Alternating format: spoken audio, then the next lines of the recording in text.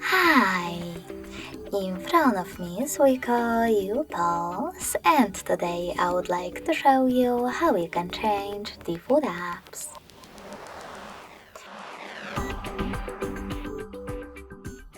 You need to begin by downloading your new defaults.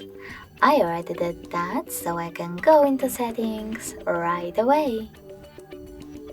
In settings, scroll down to access apps.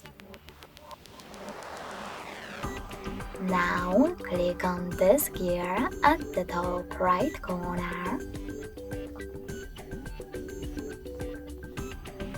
and click on one of those sections under default, in my case browser app. Lastly, click on an app that you wish to apply. I will go with Opera Mini. And as you can see, after that, my default app has changed. Thanks so much for watching. If you enjoyed this video, don't forget to leave a like, comment, and subscribe. Bye!